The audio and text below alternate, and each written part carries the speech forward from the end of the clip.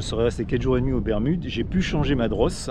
J'ai trouvé ce qu'il me fallait au prix de 330 € pour 27 mètres de drosse de 8 mm en polyester, hein, même pas en Dynéma ou un truc comme ça. Mais bon, j'avais pas tellement de choix. C'était pas vraiment safe de continuer à naviguer avec mes boots raboutées. Me voilà prêt à lever l'ancre, donc il va falloir que manuellement je tire sur ce boot et que j'avance jusqu'à ce que l'ancre finisse par se lever. Avant ça, je vais contacter Bermuda Radio pour leur demander s'il y a des instructions spéciales avant de me diriger vers l'entrée du chenal. Et maintenant, c'est la traversée atlantique. Bon, elle a un peu commencé quand même. Je vous montre la passe de jour, puisque je n'ai pas pu vous la montrer de nuit. Et à travers ce chenal qui est sans doute assez étroit, ils y font passer des cargos énormes.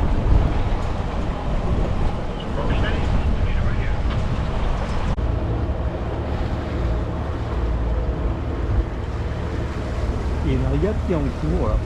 Je ne sais pas si c'est une régate locale ou si c'est une des innombrables régates qui font entre la côte des États-Unis et les Bermudes qui sert de bouée en fait. Il y a beaucoup de monde pour quitter les Bermudes autour de moi. Alors, ils ne sont pas venus pour me voir partir. C'est l'arrivée d'une course. Ils arrivent tous par le nord parce qu'ils viennent de Newport dans le Rhode Island aux États-Unis. C'est une course qui a lieu tous les 2 ans, qui est la Newport Bermuda, ce qui fait un peu plus de 600 000, entre 600 et 700 000 à peu près à parcourir. Les plus rapides l'ont fait en 48 heures. Ça laisse rêveur.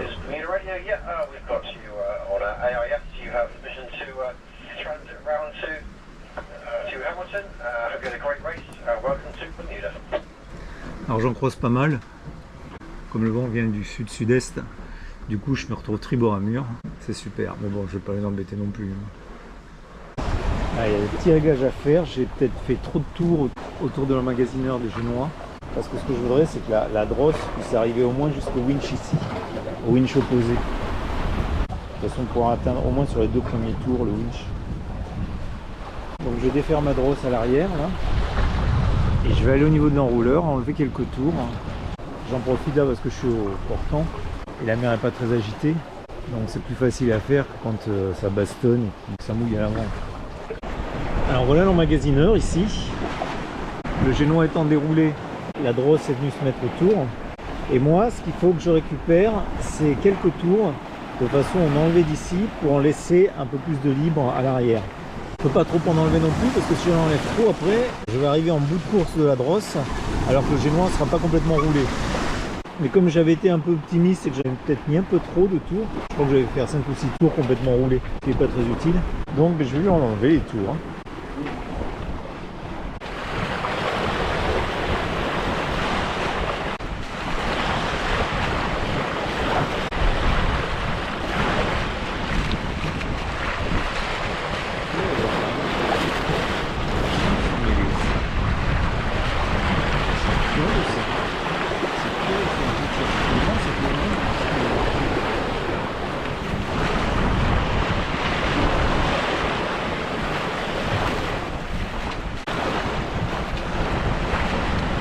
Ça fait quelques heures maintenant que j'ai quitté les Bermudes. L'idée pour les jours qui viennent, ça va être dans les premières 24 heures déjà de remonter le plus possible vers le nord parce que le vent qui va pas être très très fort va se situer un peu plus au nord. Il y a une sorte de dorsale qui va se mettre en place à peu près à la latitude des Bermudes. Donc j'ai tout intérêt de profiter du peu de vent qu'il y a. Là, j'ai à peine 10 nœuds de vent. Pour tant que je peux remonter vers le nord. Alors j'avais même carrément fait un bord qui m'envoyait un peu vers New York là. Parce que il y a une grosse formation orageuse que je suis en train de longer là, qui est tout le long là. Ça fait 3 quarts d'heure qu'elle est bien présente. D'être passé bâbord à mur tout à l'heure, pendant à peu près 1 heure. Ça m'a permis de m'en éloigner un peu, mais maintenant je suis parallèle, presque en rapprochement avec elle. J'espère qu'elle va rapidement s'affaiblir. Plus d'1 heure que ça tombe là, côté. Donc elle est là sur mon tribord. Et elle s'étend sur près de 16 000. Ça fait presque une trentaine de kilomètres quand même. Vous voyez la petite tache rouge là-bas, c'est le lever de soleil au 3e jour après le départ des Bermudes. Alors hier j'ai eu une très très belle journée, ensoleillée, pas un nuage. Et il faut croire que pendant la nuit, elles ont profité pour arriver. Le vent aussi affaibli, il a légèrement tourné. Ce qui m'était sur une route assez avantageuse, parce que ça me mettait carrément sur l'orthodromie, c'est-à-dire la route la plus directe pour rentrer. Et là maintenant ça me fait aller, et bien regardez où se trouve le soleil, ça me fait aller plein est. Donc ce que je vais faire, comme de toute façon j'ai à peine 10 nœuds de vent maintenant, et que je suis déjà à 130 degrés, je vais affaler la GV. On va rester simplement sur Génois et on va faire un peu plus de cap au nord, parce que le vent au cours des prochaines 24 et 48 heures sera plus vers le nord. Une sorte de dorsale qui va se mettre en place si je continue vers l'est comme ça, et je n'aurai pas rentré dedans. Est-ce qu'il y a vite le soleil, hein? Je vais venir plus souvent le voir.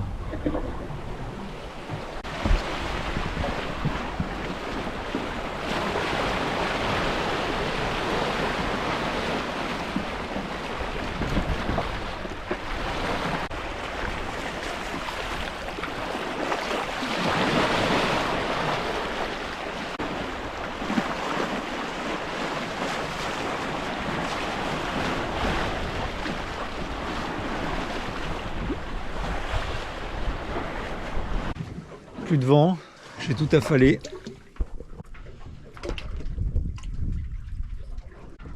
J'ai moins de 5 nœuds de vent et encore je pense que c'est le mouvement du bateau et puis la houle qui me donne un peu d'air et le bateau avançait plus. Par contre au niveau météo maintenant il faut prendre une décision. Parce que ce qui se produit là, c'est que je suis en bordure d'une espèce de dorsale qui est en train de se mettre en place, donc sans vent, et avec un flux qui est pris entre deux zones de haute pression qui lui se trouve à peu près entre 150 à 200 000 plus au nord. Quand je suis parti des Bermudes avant-hier, je comptais attraper ce flux à temps et pouvoir continuer ma progression à l'intérieur de ce flux pendant les jours qui viennent. Bon, ça n'a pas marché comme ça, mais ce qui est en train de se mettre en place là, c'est que cette situation va durer pendant plusieurs jours. C'est-à-dire que pendant presque une semaine, tout ce qui est au sud de là où je suis, et peut-être même là où je suis, pas de vent. Et par contre, il y a une zone pendant 150 000, 200 000, où là le vent passe. Donc ce que je vais faire, je vais mettre le moteur et essayer de rejoindre cette zone en moteur. C'est quelque chose que je fais très rarement, mais là comme je suis vraiment en bordure de zone anticyclonique et de ce flux de vent, je voudrais vraiment pas passer à côté, parce que je risque de rester tanké pendant plus d'une semaine. Donc moteur. Alors si on revient à la situation météo, il y a cette dorsale qui est en train de se mettre en place, il y a une zone de haute pression au-dessus, et il y a cette veine de vent vers laquelle je souhaite aller. Alors en quittant Hamilton, j'avais déjà repéré, et je pensais que j'y arriverais plus rapidement. Ce qui s'est passé, c'est que je me suis rendu compte que j'étais vraiment trop en bordure de cette zone et que j'avançais pas assez vite, je remontais pas assez vite. Donc j'ai empanné une première fois pour remonter vers le nord, et à un moment donné, la trace s'est incurvée carrément vers l'ouest. Donc j'ai réempanné, mais en fait le vent est tombé. Si on regarde la trace à la vitesse du vent, le bleu foncé c'est quand il n'y a vraiment pas de vent du tout, le bleu clair c'est du vent léger. Et après avoir réempané ici, j'avais carrément plus rien. Je restais dérivé en fait pendant 1 ou 2 heures, j'avais affalé les voiles. Et enfin je me suis décidé à mettre le moteur, et donc tout ce trajet qui est fait plein nord, là, est fait au moteur. Le coucher du soleil me montre des nuages par là-bas. Ça a l'air d'être des nuages plutôt cumuléiformes, ce qui montrerait qu'il y a un peu d'instabilité. Est-ce que ce serait bon signe? Donc pour l'instant je continue le moteur. J'ai baissé la voile de quelques centimètres pour pouvoir accéder à ce chariot. Et au cours des tours de routine que je fais régulièrement, où je vérifie que tout est en place sur le bateau, ce qui est l'occasion de détecter toutes les petites anomalies, toutes les petites choses qui ne sont pas à leur place. Là j'avais remarqué que j'ai un problème sur 2 chariots. Le premier c'est celui-là, ce sont les chariots de liaison. Alors je vais en profiter d'ailleurs pour changer en même temps le sando qui est là, qui va pas tarder à rendre l'âme. Mais surtout c'est la petite vis qui est ici, qui est en train de partir. Et sur un autre, alors que je ne vais pas faire aujourd'hui, c'est carrément le petit ressort qui pousse cette lame et qui bloque l'axe qui est là. Le ressort s'est cassé, et donc l'axe n'est plus tenu, il a tendance à sortir. Donc je l'ai réenfoncé une première fois, mais je vais lui mettre un fil en inox dessous pour le bloquer, en attendant mieux. Mais ça je le ferai pas aujourd'hui, parce qu'il faut que je descende complètement la GV, c'est sur un des chariots qui est beaucoup plus haut là-haut. Donc pour l'instant, je vais resserrer cette petite vis avant de la perdre, et changer le sando qui est fatigué. Alors les mecs qui ont conçu ça, ils ont trouvé le moyen de faire en sorte que la clé pour celui de gauche n'est pas la même que la clé pour celui de droite. À quoi ils pensent dans le bureau d'études. Et voilà, donc la vis servicée, un beau sando tout neuf, et ça devrait faire l'affaire jusqu'à l'arrivée. C'est quand on a une météo comme ça qu'il faut en profiter pour faire ce genre de petit bricolage de rien du tout là. Parce que là c'est facile, là. Quand ça tangue vraiment, qu'il y a du vent, voire de la pluie, des choses comme ça, c'est beaucoup moins marrant.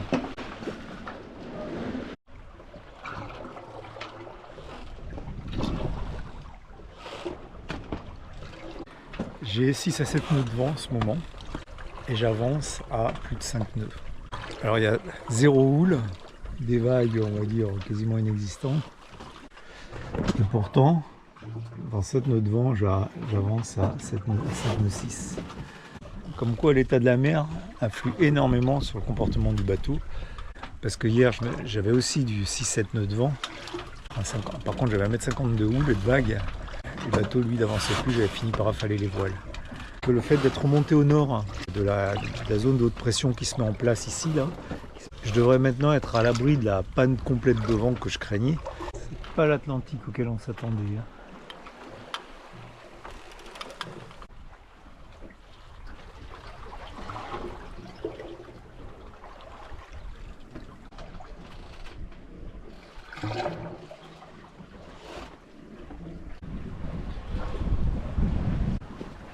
Je suis à 100 degrés de cap. Et si on regarde la route fond, elle est de 63 degrés. En fait, ce que j'ai fait, c'est que j'ai relevé la dérive. Ce qui me paraît comme ça d'utiliser la dérive, enfin l'effet de dérive justement, à mon avantage.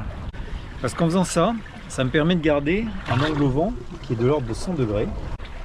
Alors que si je devais aligner le bateau sur le vent, je me retrouverais à 130 degrés du vent. Ce qui est beaucoup moins intéressant. Parce que par petit temps comme ça, le bateau marche bien mieux par vent de travers qu'au large.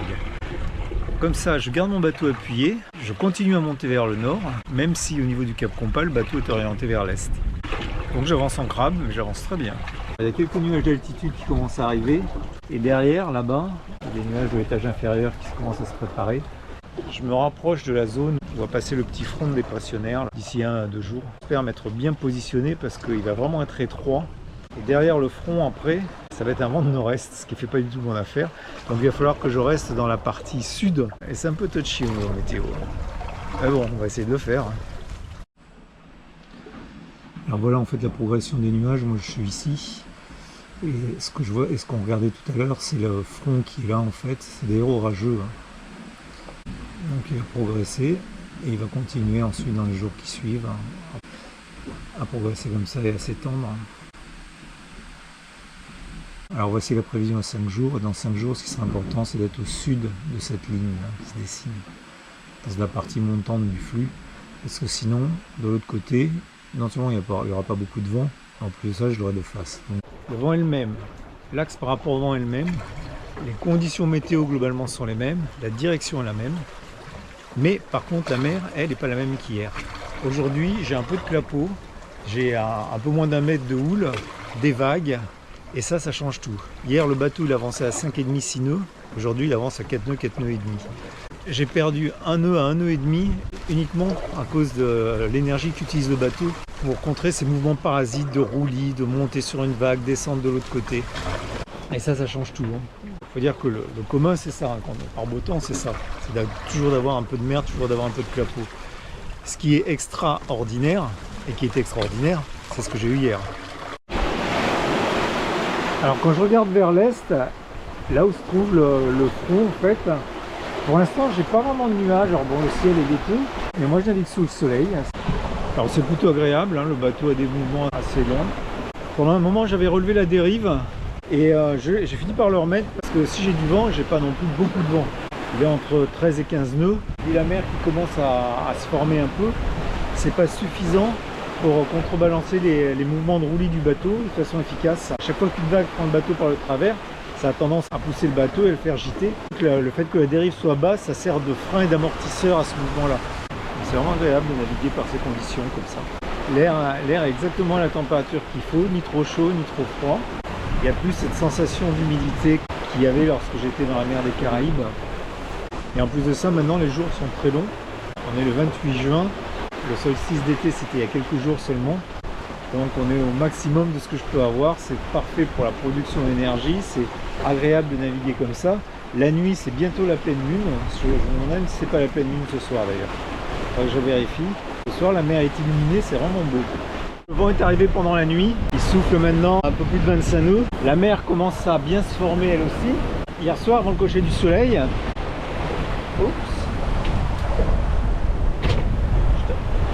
je t'ai attaché un peu court. Hier soir, avant le coucher du soleil, j'étais passé sous deux riz. Et pendant la nuit, j'ai roulé le génois et je suis passé sous trinquette. Car le bateau commençait à avoir des mouvements un peu brusques et surtout des mouvements de ballon importants. Ce qui lui donnait un mouvement de rappel assez brusque et assez désagréable. Et je viens de me faire mouiller, bon, l'eau est pas si froide.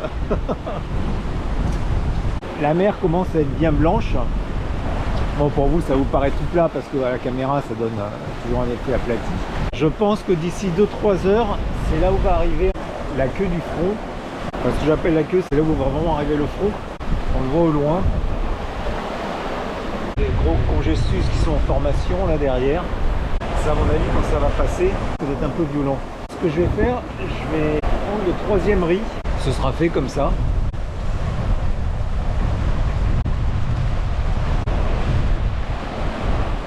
Et on va passer ce front sous 3 riz trinquettes. Pour prendre le troisième riz, il faut que je me remette face au vent. Enfin, face au vent. Il faut que je remonte au vent plus exactement à peu près 50 degrés du vent.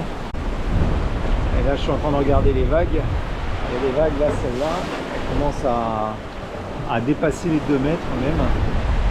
Donc, avant que ça devienne trop gros, autant prendre les 3 riz tout de suite parce qu'il faut se mettre face à la vague.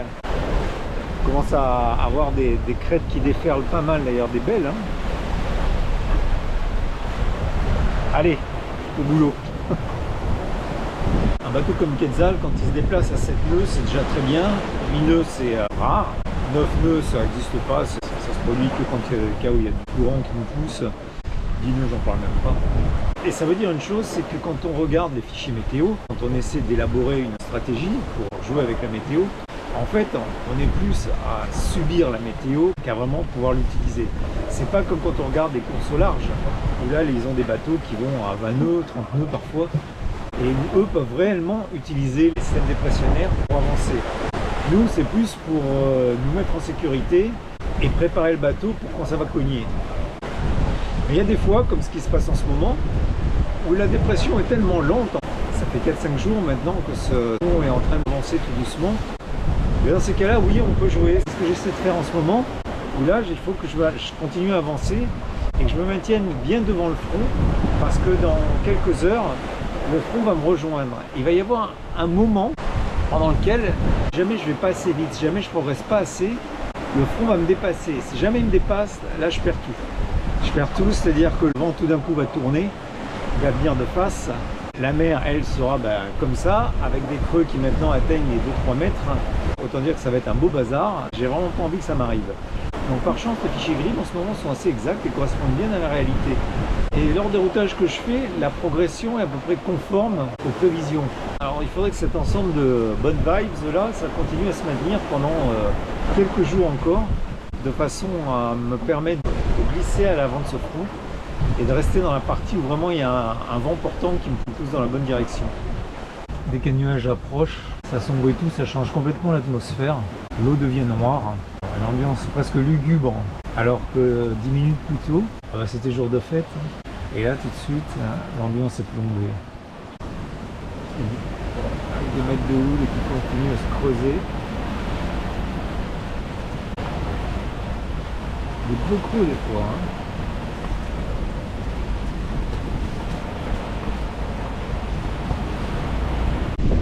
Alors la force du vent continue à monter et je suis surpris du nombre de choses qui cassent sur ce bateau pendant ce voyage. Là, je viens d'avoir une manille textile qui retenait la bastaque qui a lâché. Donc bon, c'est pas grave, hein. Enfin, c'est pas grave parce que le mât a tenu, ça n'a rien cassé. À part la manille, mais ça c'est rien du tout, dans 10 minutes c'est remplacé. Mais je reste quand même dubitatif sur l'état de préparation du bateau, alors que quand je suis parti, je considérais que le bateau était prêt pour affronter ces conditions-là, qui n'ont rien d'extraordinaire. Alors quand on voit la mer comme ça, alors bon, pour vous c'est tout plat, mais il y a des creux de plus de 3 mètres là maintenant. Quand on voit la mer comme ça, on se dit ouais, c'est quelque chose, mais non, c'est assez courant. Il a fallu que j'aille récupérer la bastaque qui se baladait sur le roof. Ça a été l'occasion d'enlever tous les poissons volants qui s'étaient accumulés pendant la journée et la nuit, parce qu'avec des conditions comme ça, à moins d'y être obligé, comme ça a été le cas là, à l'instant, d'aller marcher à l'avant, j'y vais pas. On va remettre ça en place. C'est pas grand chose, mais je suis surpris, c'est surprenant. Alors, une fois de plus, nous voilà au milieu des orages. C'est pas le vent là qui me pose vraiment problème, c'est plutôt la mer qui est vraiment mauvaise. Parce que le vent varie entre 25 et 30 nœuds, petite rafale un peu plus haut de temps en temps. Mais la mer, elle a grossi toute la journée. Alors maintenant, je la vois plus. Au coucher du soleil, j'avais 3-4 mètres. Mais une fois de plus, c'est pas une nuit tranquille. Ce qui m'embête, c'est de devoir ralentir et de ne pas rester sur mon cap. Parce que le front, avec le cisaillement du vent, est très très proche là maintenant. Il devrait arriver dans quelques heures. J'espère qu'il ne m'a pas rattrapé. Si ce front me rattrape, après niveau vent, c'est foutu pour les 5 ou 6 jours qui viennent. Je vois sur l'écran de la GoPro la stabilité de l'horizon de cette manière, la GoPro. Ça vous donne une petite idée du balancement du bateau. Dans ce cas-là, au moins dans le déplacement, il faut se cramponner. Alors j'ai été voir sur les images satellites. Alors effectivement, c'est sur la dernière heure, on voit bien la formation de cumulonimbus ici, là, qui apparaissent là. Et le front, lui, qui me poserait problème, ce serait celui-là. Toute la bordure est, en fait, là, est orageuse.